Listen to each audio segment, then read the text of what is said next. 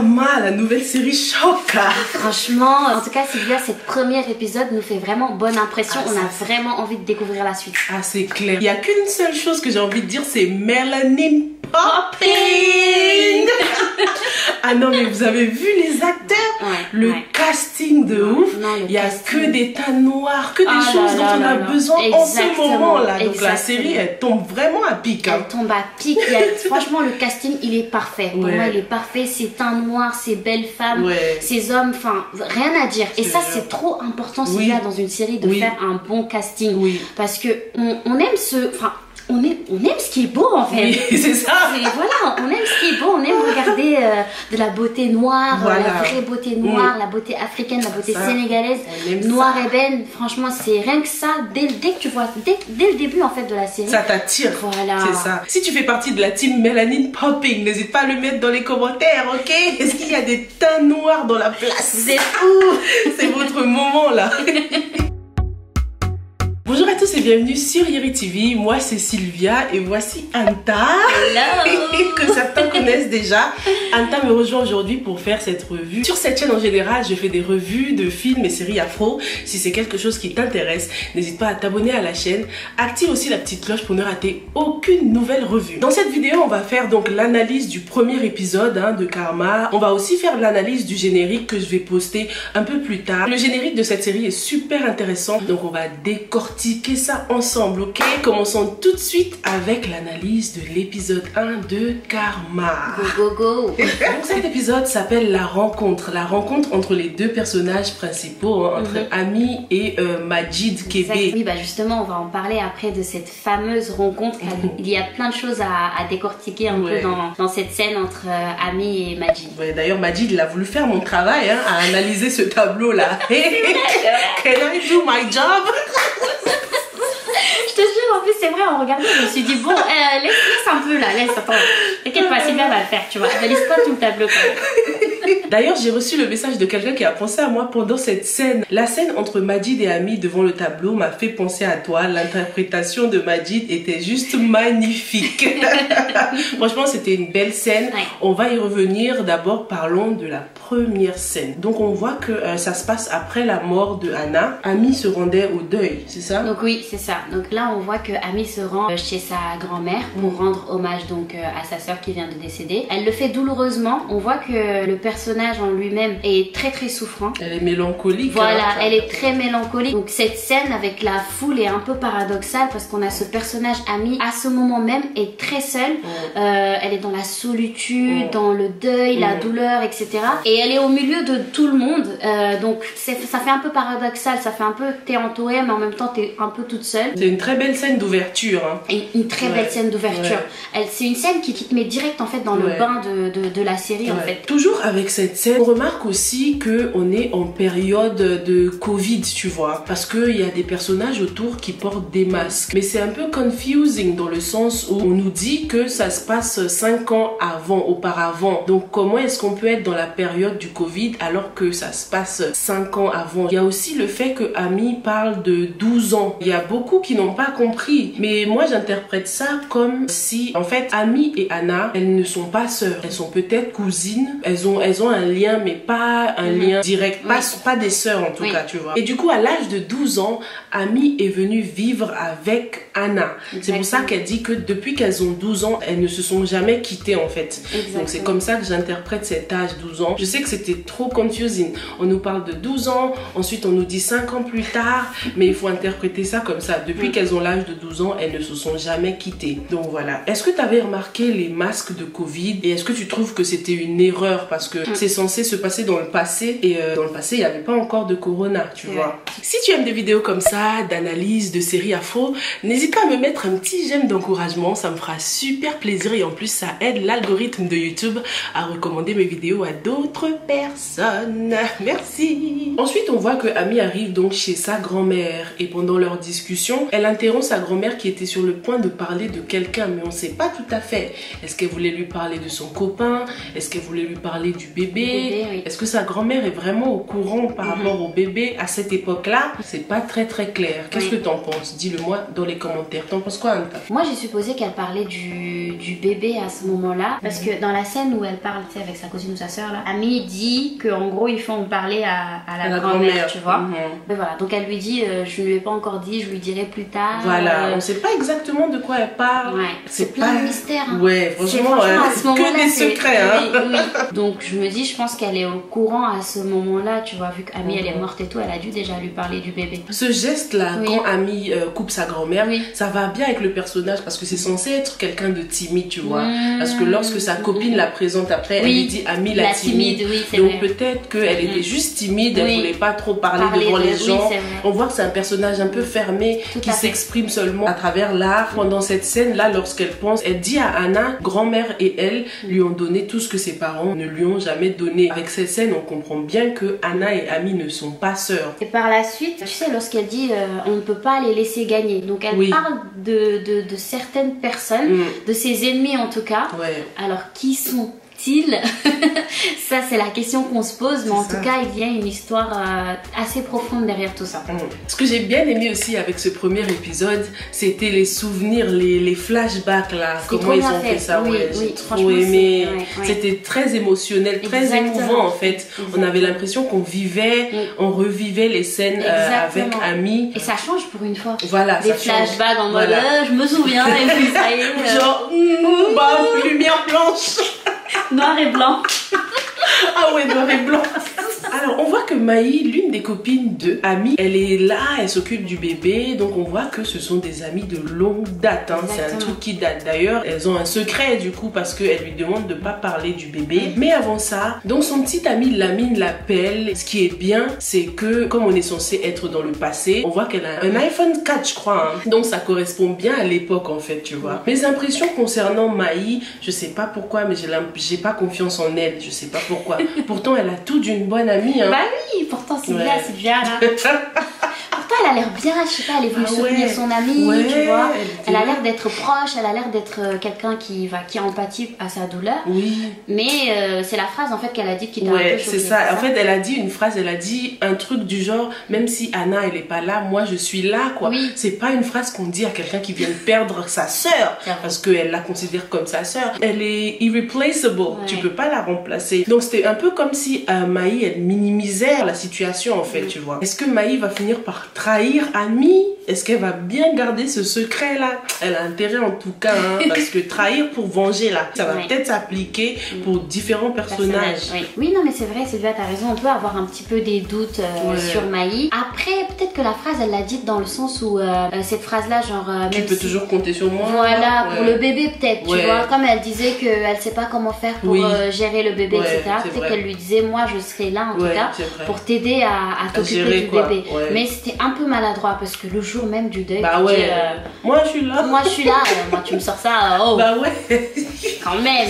Certes, t'es une bonne amie, t'es proche, mais tu peux pas remplacer cette personne qui vient de partir. Ce qu'il faut remarquer aussi, c'est que juste après le deuil, bam, on nous plonge tout de suite 5 ans plus tard. Ça veut dire que c'est comme si on nous laissait même pas le temps de faire le deuil. Et c'est comme si Amy même n'avait pas eu le temps de faire son deuil, que les blessures sont encore fraîches, tu vois. Donc on passe tout de suite à Day-Marie. J'aime bien son profil parce qu'il y en a beaucoup qui peuvent s'identifier à elle. Exactement, c'est ça, une personne qui a eu son bac et qui par là est partie à l'étranger pour finir ses études.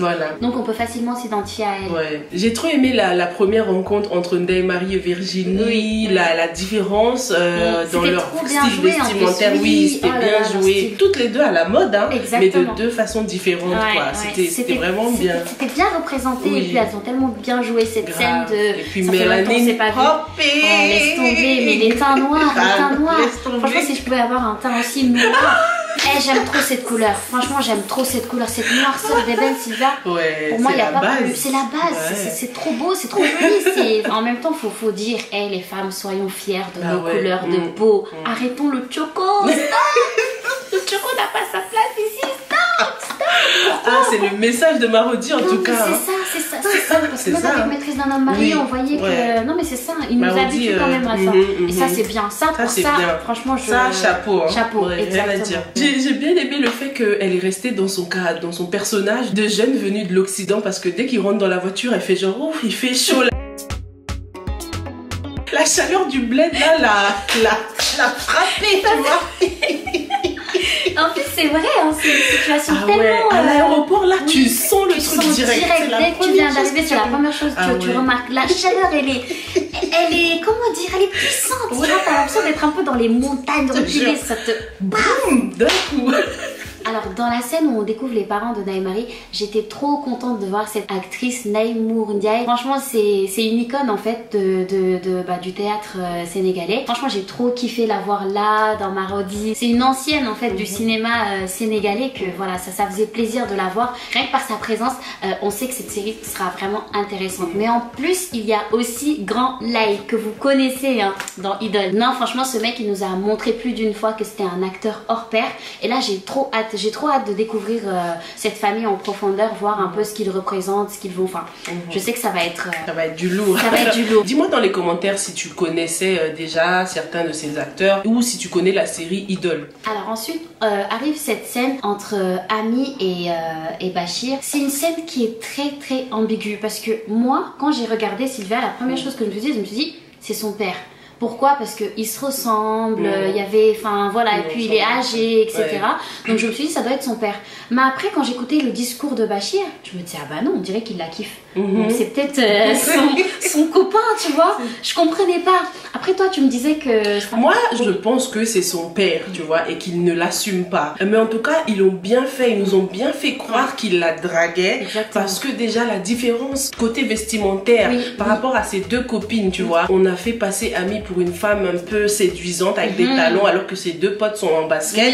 Donc ça jouait avec le fait que des hommes pourraient lui faire la cour, voilà, tu vois, dans la des rue. hommes plus âgés. Voilà. Et le fait que cet acteur-là, il a la réputation d'être un dragueur, bah tout de suite dans notre tête, en fait, on se dit, ah, il la drague, tu vois. Ensuite, on a le fait qu'il parle d'aller prendre un verre dans leur lieu habituel. Tu vois.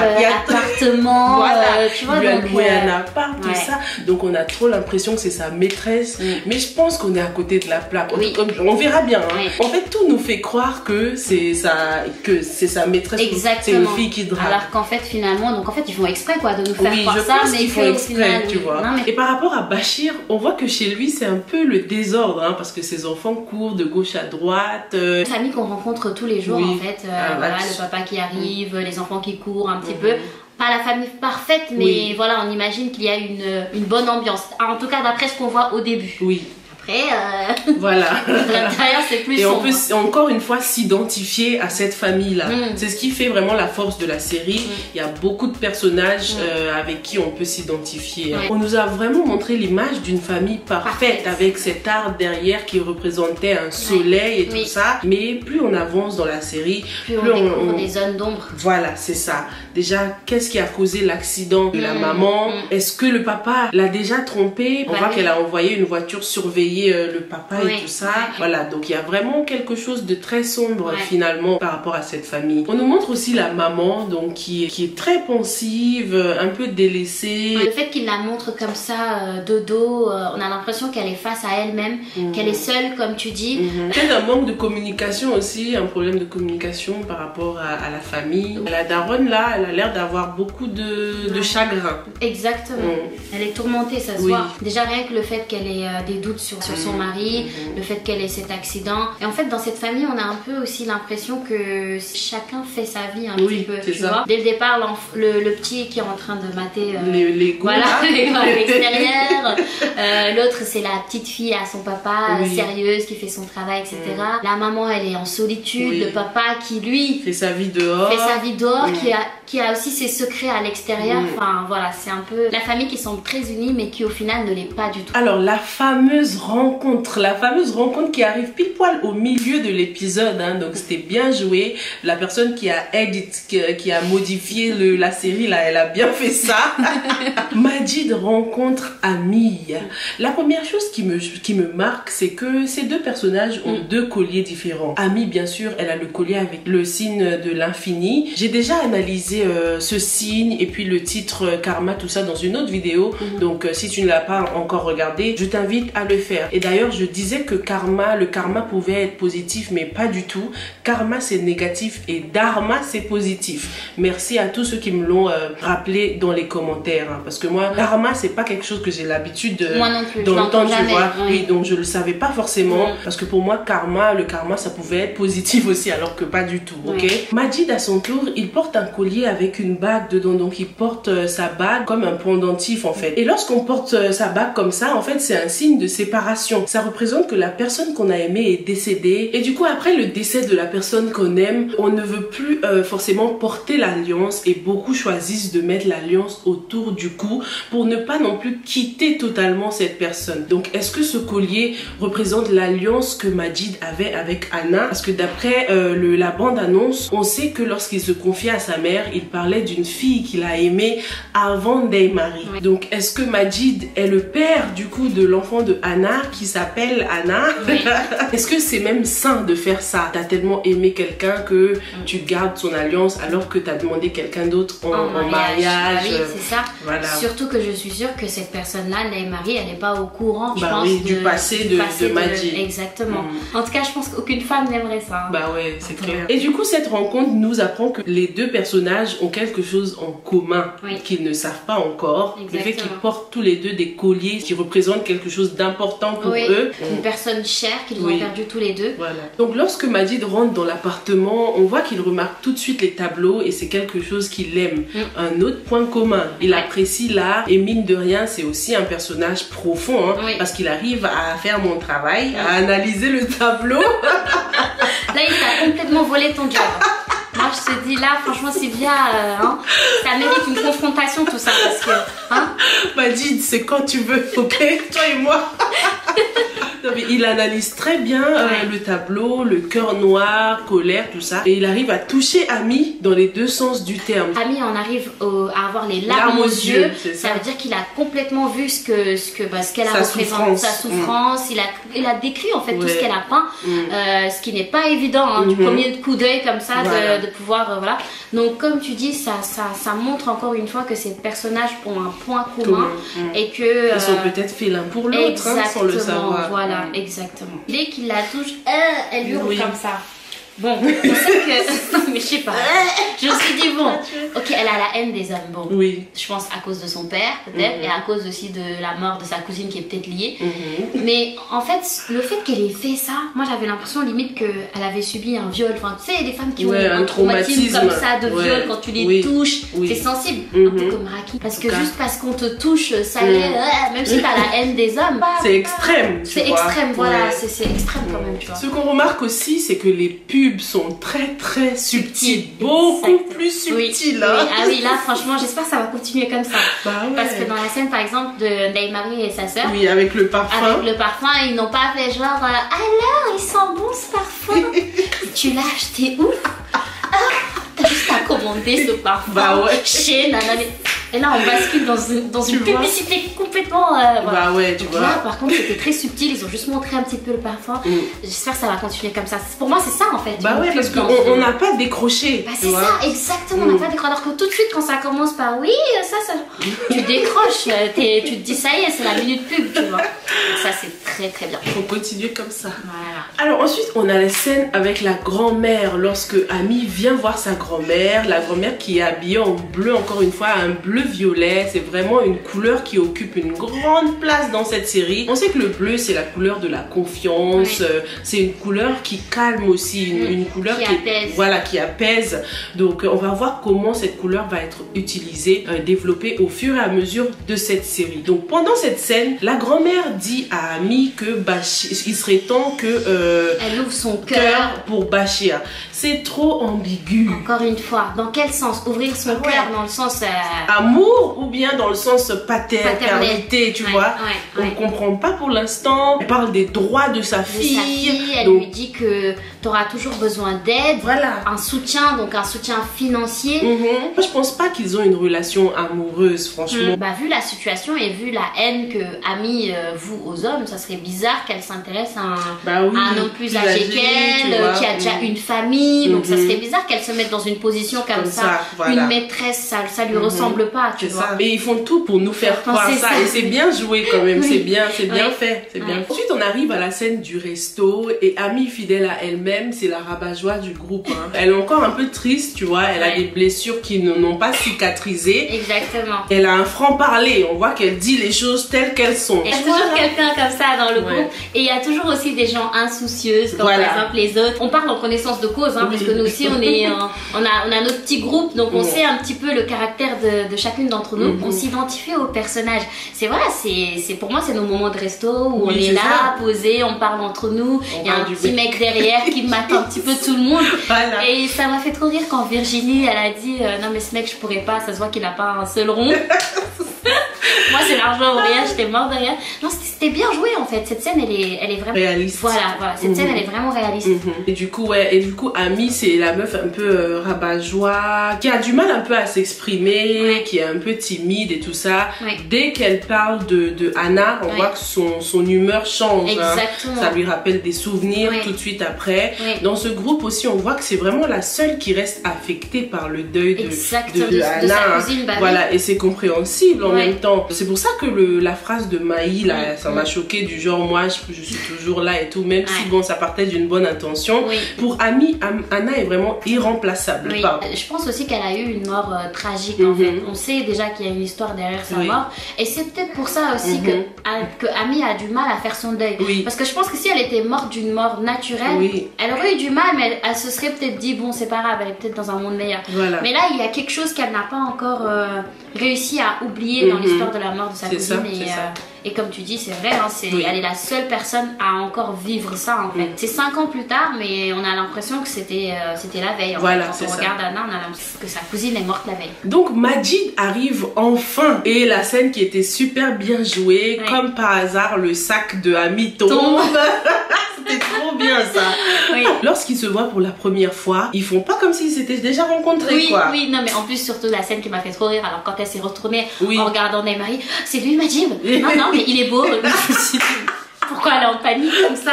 J'ai pas compris pourquoi elle était aussi en panique. Elle se reprochait d'avoir été attirée par lui, ou bien elle se reprochait d'avoir été méchante envers lui. En fait, il y avait tout ça, l'attirance, mais aussi la colère, tu vois. Du coup, au moins elle a vu que c'était un chocolat chaud, Majid quand même, faut pas le nier. C'est un hot chocolate, il est venu avec sa chemise façon là comme ça. Le mec il faisait carrément le beau gosse en bonjour. Il m'a trop tué. Oui, toi c'est... il enlève les lunettes et tout. C'est trop le beau gosse. J'étais morte cette scène-là. Donc les deux ont fait comme s'ils ne se connaissaient pas. En fait ils se sont enfoncés là. Ils se sont enfoncés pour moi. Parce qu'ils auraient pu juste... c'est toi nanana. Bah oui. De toute façon, elle a loué son appartement à Majid, donc l'autre va finir par le savoir. J'ai pas compris pourquoi cacher ça, pourquoi. Et puis, tu sais, quand à un moment donné, Majid lui dit tu ressembles à une personne que j'ai connue. C'était un peu à double sens. J'avais l'impression qu'il disait que tu ressembles à une personne que j'ai connue, peut-être sa cousine, ou tu ressembles à une personne que j'ai connue il y a pas longtemps, là, parce que tu m'as fait visiter l'appartement. C'est vrai. C'était un peu. Parce que le fait que Anna et Amy sont un peu comme des sœurs, elles ont sûrement des traits de caractère qui vont attirer Majid. Voilà, en tout cas, rendez-vous à l'épisode 2. Cette série, elle promet, je kiffe déjà, j'adore. N'hésite pas à me mettre une note sur 10. Qu'est-ce que tu penses de cette série? Est-ce que ça t'attire déjà? Est-ce que tu as déjà tes personnages préférés? Moi, j'adore tout le monde. Les peaux noires et belles là, ça me parle. Et surtout, Amy, l'actrice, comment elle s'appelle? Diarra Tusso. Oui, elle est très talentueuse et je suis très contente. C'est la première fois qu'elle a un rôle principal. Donc, je sais qu'elle va d'être ça. Ah, ça, c'est sûr que la série, elle promet. Dès le départ, on est emporté, on voyage à travers cette série. Oui. Donc moi j'ai hâte aussi de voir la suite, de découvrir ce qui va se passer, mais on est déjà dedans en fait. C'est clair, on est déjà dedans. On est déjà... Ce que j'ai aimé aussi, c'est qu'on nous a montré presque toutes les scènes de la bande-annonce. Oui. Donc en gros, on aura d'autres surprises encore, tu vois. Ouais. Tout ce dont on se doutait, on le sait déjà. Donc ça promet, hein. Il y aura d'autres surprises. Franchement, les deux caractères, je les veux déjà ensemble en fait, bizarrement. Ils ont un truc, ils vont bien ensemble à l'écran. Tu trouves pas? Oui, c'est vrai, ils vont bien ensemble. Mais quand même, moi je trouve que ils vont bien ensemble à l'écran, mais j'aime bien aussi avec Naïmari, les deux peaux noires, peau d'ébène, tu vois, je trouve qu'ils matchent aussi. Ouais, c'est vrai, ils matchent. Ouais. Mais du coup, ça va être triste de voir, de les voir se séparer. Voilà, mais franchement, je le vois déjà avec Ami. Moi, je suis là, je suis la team Ami Majid là. Donc voilà ce qu'on avait pour toi pour l'analyse de l'épisode 1 de la série Karma. Merci à Anta de nous avoir rejoints pour l'analyse de cet épisode. N'hésite pas à mettre des petits cœurs pour Anta dans les commentaires. En attendant, moi je te dis à la prochaine revue. Stay safe and stay blessed. Bye.